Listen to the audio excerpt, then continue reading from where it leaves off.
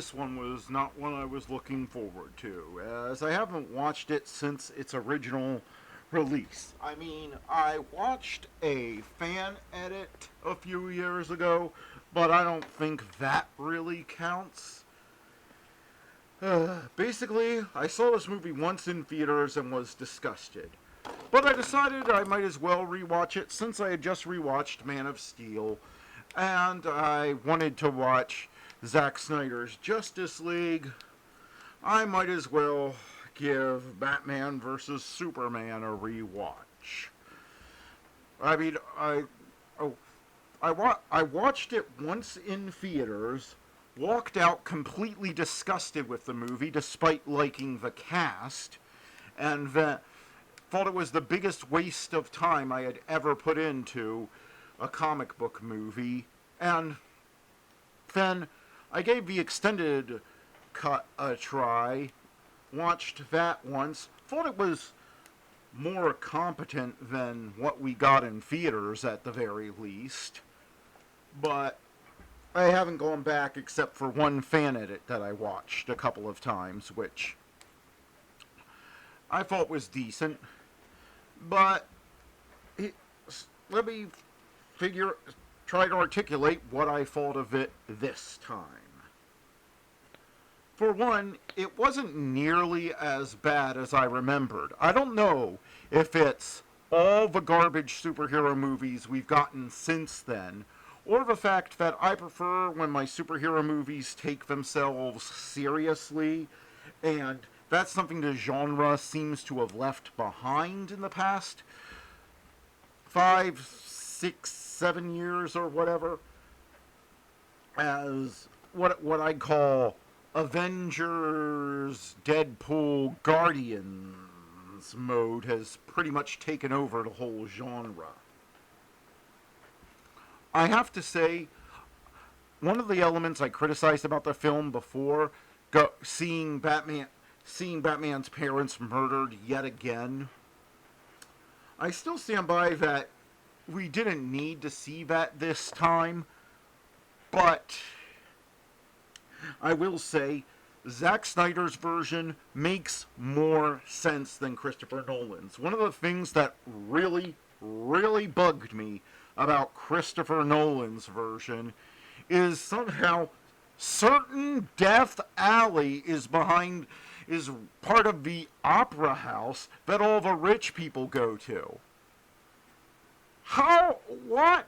Why? Why no security? Why aren't there police patrols? Why does the exit to the opera house? Every time people leave the opera, do all the rich people just go into the dirty alley and wait to be robbed? That's bugged me for the past 20 years, and it's not getting any. Ugh. It's not getting any better. If anything, I get more confused the older I get. But here, it's obvious they're going to like a cheap dollar theater to see a really old Zorro movie, which, being that Zorro was always supposed to be one of Bruce Wayne's inspirations for Batman, that's a nice touch. I'm not going to go over the movie, I'm just going to go over the things that have sort of changed my opinion. I used to think that this was the worst superhero / comic book movie ever made, and I've sort of warmed to it this time watching it. One thing I will say is I really do think Zack Snyder gets something about heroism, that it isn't just about the powers and that heroes can go off the rails, and that's when you need to surround yourself with other people who are good. I think if there's one thing Zack Snyder's trilogy of movies were about, it's that one good man can make a difference, but it does help to have other good people around you to help support you and sometimes challenge your ideas.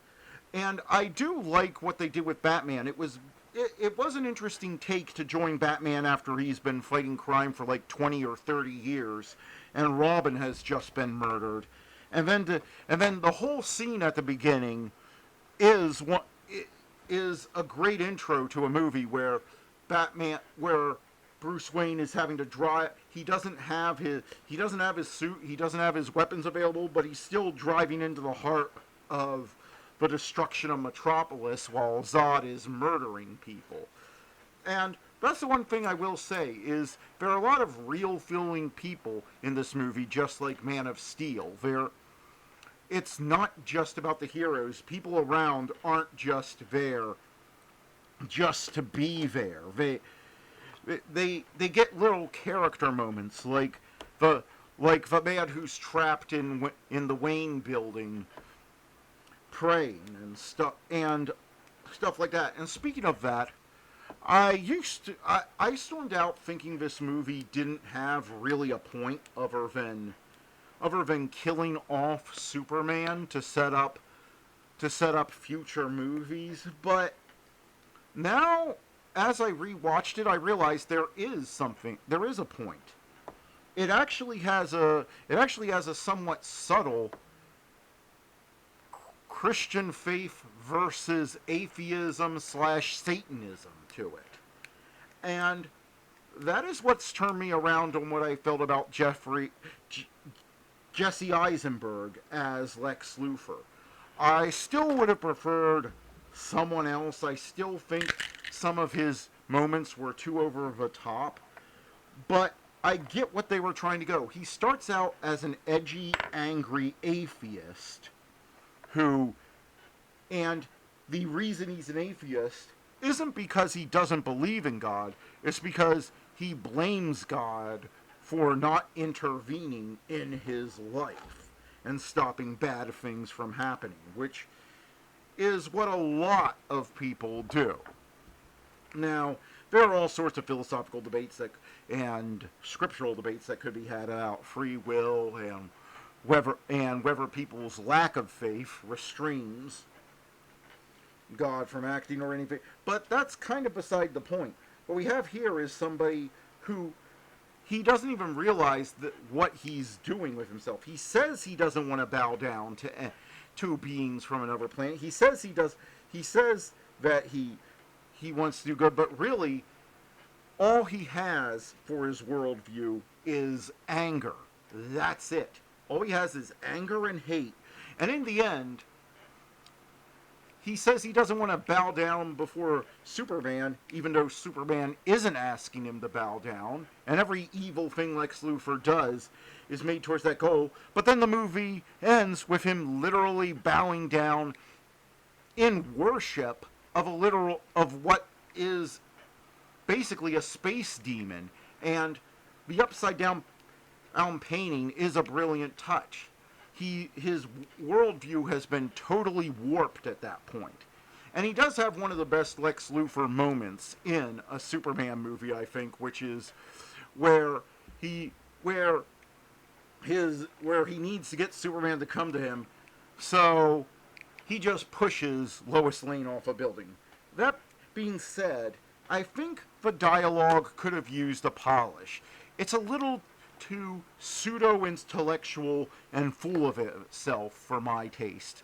And a little too meta, actually. I know people normally think of meta as being only humor, and it being something like, Daredevil or something like that, where he looks at the camera. But it's a little too meta, where, Lex Luthor makes a long speech about, way too wordy speech about how, Superman is always coming to save Lois Lane or something. And I feel like you could have had more respect for the audience time, made the scene flow better if you had just had something like, I need you to bring Superman to me. And she's like, I don't know what you're planning, Lex, but I would never help you. And then he goes, well, I don't need your help. And then just pushes her. To me, something like that would have worked better, and a little less of the philosophical musings. This is also a weak point of the dialogue in the Christopher Nolan Batman movies. which is my favorite overall superhero trilogy of all time, but I felt like in some places, in all of Christopher Nolan's movies, the dialogue could use a polish and try not to be so intelligent. Nothing wrong with intelligent writing, but people don't always talk that way. And if you're going to watch this movie, watch the ultimate cut. Because so many of the things that I walked out of theaters complaining about, like it didn't make sense that Batman fought Superman was a threat, are explained in that cut. I do not understand why Warner Brothers cut more than half an hour out of this movie while it was in theaters. I don't understand that. It's Batman versus Superman with Wonder Woman showing up at the very end. I think audiences, if they're going to watch a nearly 2.5 hour movie, they'll watch the 3 hour version just to have it make some sort of sense. That being said, I don't understand why at some point in the fight earlier, Superman, before he got hit with the kryptonite, he didn't yell that Lex Luthor was setting them up. I still don't understand.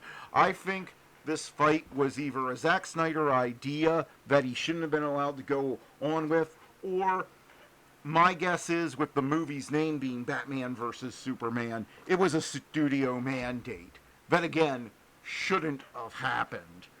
But it did. And the one thing I will say is that I really like the action scenes in this now. I really do. They have a tension and weight to them that I haven't seen in a superhero movie in a long time. And as I said, the casting of the three leads is perfect, and they could have gone on to lead some films that were really good. The trouble is that a broken version of this film was rushed out into theaters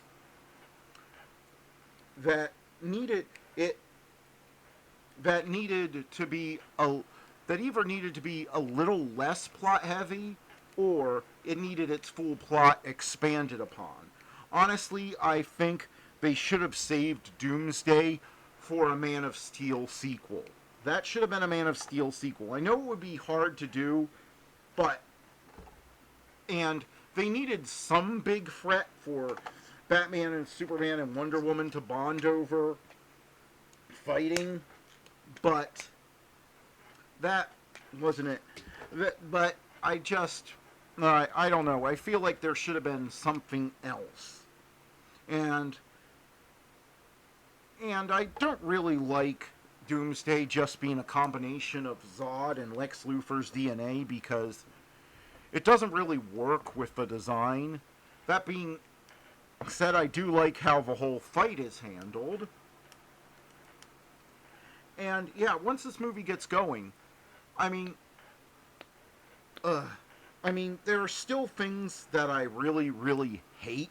Like the fact that Lois Lane starts this movie being a total bitch, and but then she becomes the character. But then she spends most of the movie acting like the character we saw in Man of Steel, the version of Lois Lane that I liked. But the fact that she doesn't think Jimmy Olsen is worthy to talk to her, and then Jimmy Olsen turns out to be a CIA agent who gets murdered. I'm going to hope that the studio would have made Zack Snyder retcon that later on if this series had gone on. If this series had gone on, I would hope that the studio would have told Zack Snyder, no, you're not keeping that. You're going to have Jimmy Olsen show up like we did, like he should have been, and this is why you need strong producers. I don't believe that directors should be allowed to, unless they really, really know what they're doing. I believe there is a place for a producer saying no, and I think really they should have said no to this. But once it was in the movie, they should have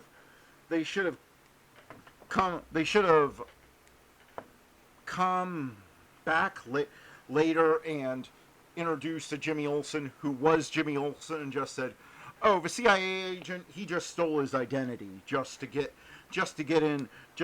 undercover there. And I do like that apart from Lex Luthor, there aren't that many evil people. There are hurting people. There are people who don't know how to handle the unprecedented situation that the world has been thrust into now that Superman is there. There are people with different opinions on Superman. But there aren't a lot of evil people. Like, for instance, you have you have you have heartless people like the CIA who's just going to drone strike where Lois Lane is. But even then, you have some heroic members of the CIA. Nobody's just part of a Gestalt entity. Like, it isn't just bad CIA, because there are some good members of the CIA who are trying to outrun the drones and take care of a problem before they get there. And when they see that their horses aren't possibly going to outrun those drones, they still give them the finger because they're just fed up with what their bosses are doing. So it feels like a real... I will say that this movie, it feels like it takes place in a real world with texture and with people in it. That said, I still think there is no place in a Superman movie for a jar of piss sitting on somebody's desk. I'm sorry, but what was that? That's it. I really, really did like Ben Affleck as Batman and Jeremy Irons as Alfred. I like their relationship, that Jeremy Irons is sort of like seeing this family that he cares about just dying out because Batman basically lost his adopted son in a fight with the Joker. And I would have loved to have seen a solo Batman movie that covers this. And that's what makes me kind of sad about the old DC movie universe, is it definitely had its own tone that set it apart from, say, what Marvel and Sony were doing. And it didn't click with enough people, I think, to make it a financially viable thing. But if it had, I would have liked to have seen it played out, and I would have liked, and I have to wonder if it would have clicked with more people if it hadn't been in a constant rush to catch up with Marvel for a big team-up movie. Imagine if this movie came out after we had had a... Imagine if this movie had came out after we had had a Man of Steel 2. Or if right after this we had had a Ben Affleck Batman movie the very next year that explored what was going on with him. That maybe showed him in his final showdown with the Joker. Like, and don't have Gerard Leto play the Joker. I'm sorry, there's no excuse for having somebody who borderline sexually assaults his co-stars and sends them things like dead rats and stuff to intimidate them and let them know that he runs the film set. There is no excuse for someone like that still having a film career, and there's no excuse for him keeping him cast. After he started acting up on the set of Suicide Squad, if I were the studio, I would have said, you know what, we've wasted money on way worse things than this before. Pay him off. Pay off his contract if that's what it takes, but kick him out and make sure and issue a statement saying why we kicked him out, and replace him with somebody who has an ounce of sanity and decency. And some decency. It is possible to play a villain in a movie while still being a decent person. Just look at Christopher Lee and Peter Cushing, two of the most decent people who ever lived, and they're mostly known for playing bloodthirsty villains, so you can do it. So there's no excuse for casting someone like Gerard Leto. No excuse. And plus, he's not even that good an actor. So, yeah.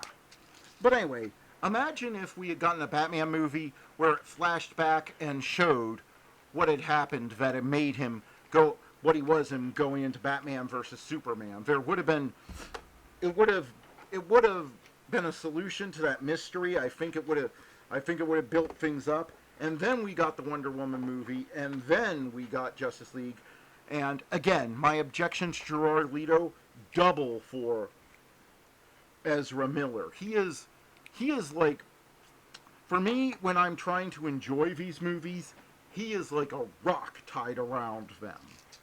Even Justice League, Zack Snyder's Justice League, which is probably one of my top 20 superhero films of all time, because so much of it centers around him, it's like a rock sinking it. And again, he's not even that good, but I get the impression he was one of those things that the studio found non-negotiable because, ooh, he was big in some indie films. Yeah. So that sunk all of this. So, yeah, I can't help but watch this movie now that I was able to enjoy it and actually, yeah, I initially rated this movie a 1 out of 10 back in the day. I did a review on Facebook. I might have had a review on an old YouTube channel that I had before this one. I don't know. But now, it's far from perfect, but it's much better than a lot of the dreck we've been getting lately. And so this time, I felt like it was a 7 out of 10. It was above average. There were a lot of things that could have been fixed. But overall, if you're given the job of making a Batman versus Superman movie, told that it has to have Doomsday and all this other stuff, it could have been worse. But I would have had I would have had another threat and had Doomsday come in at the end of Man of Steel 2 that came out right after this, and then build up to Justice League. Build it up. I would have built up this universe a lot more slowly and carefully. And I think if we had either had Man of Steel or a Batman movie before Man of Steel 2 or a Batman movie before this, people would have been more invested in this version of especially if it was Man of Steel 2 that was before this. Then maybe you could have done Doomsday. Basically, I think I would have done Man of Steel 2, which probably would have been called Man of Tomorrow or something like that. But that wouldn't have worked really with this. So, yeah. So, I guess if I had to keep the basic structure of what they're doing, I would have done a Batman movie before this.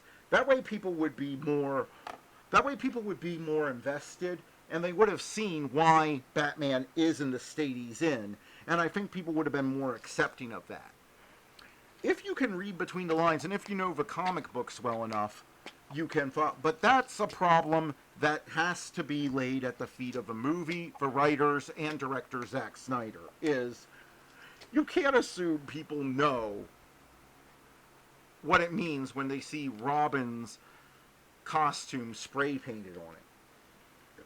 If they had just thrown in one line, I think that would have negated a lot of the negative feedback of people would have realized, okay, he had just lost the guy who was pretty much his adopted son / best friend to his worst enemy, and then he just had to stand by and watch as a supervillain leveled a building he was responsible for.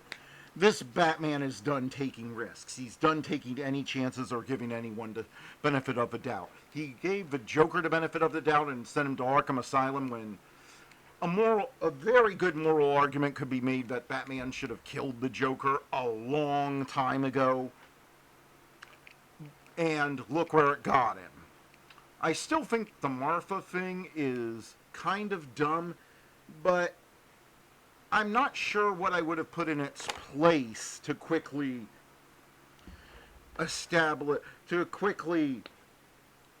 switch Batman from seeing Superman as a threat, as a threat to something with humanity to him. And I don't know. I feel like there are enough good ideas here and enough good scenes that I rate it as above average.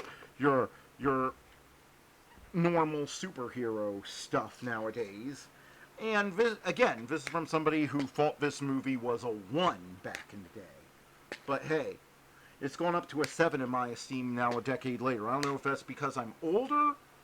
I don't know if it's just because I appreciate the elements of faith versus narcissism that seems to be the overall theme of the script. Every character seems to find something bigger to have faith in, and that seems to be what keeps the heroes from becoming Lex Luthor, who literally is bowing down to a space demon at the end. So he's not even getting what he says he wants. He's just reacting out of fear and hatred, so that's different. And yeah, I'm just going to say it.